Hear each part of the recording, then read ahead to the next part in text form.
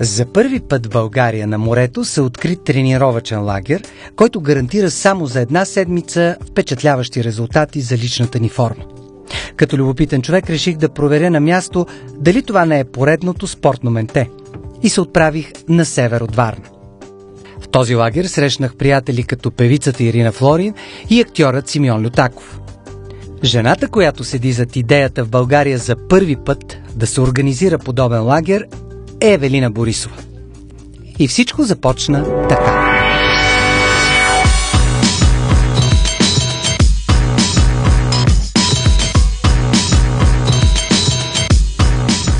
Аз не познавам човек, който не мечтае да прекара една седмица, обръщайки внимание на себе си, вглъбявайки се в себе си, подлагайки се на тежки физически упражнения, т.е. изцяло една седмица посветена на духа ти, на тялото ти, на пренаместването на приоритети, ценности.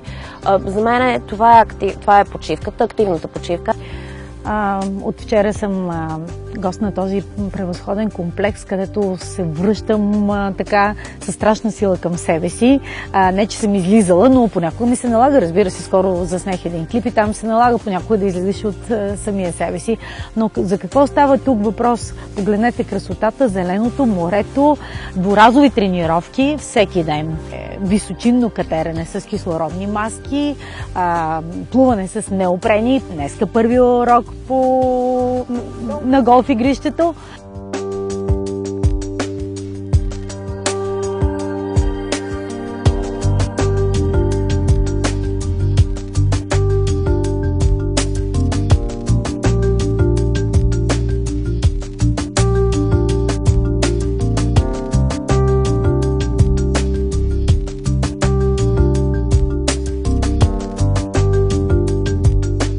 Намирам се в казармата при много натоварен такъв полеви режим, много активно, с усилени тренировки.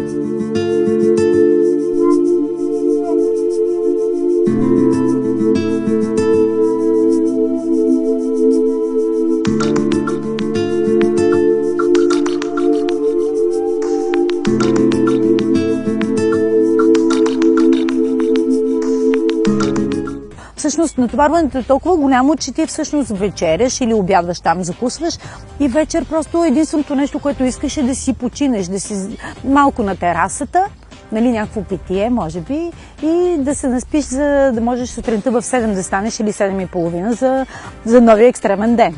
Откакто почнах да работя по този проект, т.е. да мисля по този проект, съм обиколила почти всички възможни места по света. Някъде лично, някъде много подробно съм се запознавала с това, което има.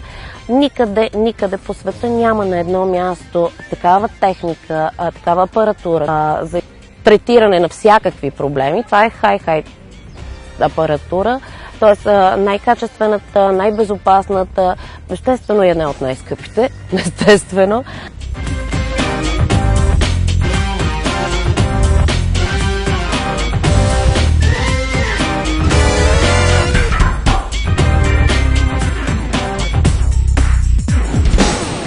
За днешния тренировъчен ден почивка нямах. И мисля, че това е една от основните цели на занятието, да не се стига до момент на разпускане, да изкараш изключително активен ден. И мисля, че чувствам го в организма си, че беше активно всичко и че в момента съм разкапан.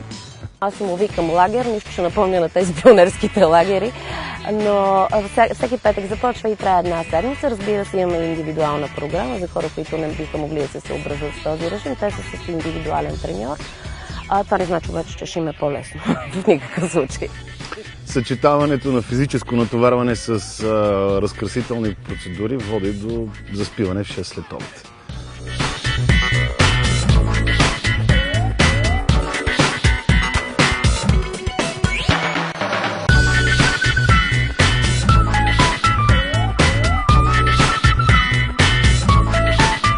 Това са хора, които първо търсят предизвикателства, след това търсят начин да са в перфектна форма, физическа, духовна, емоционална, интелектуална, разбира се, за да могат да направят следващата крачка в бизнес живота си, в личния си живот, за да могат да тръгнат към нови победи.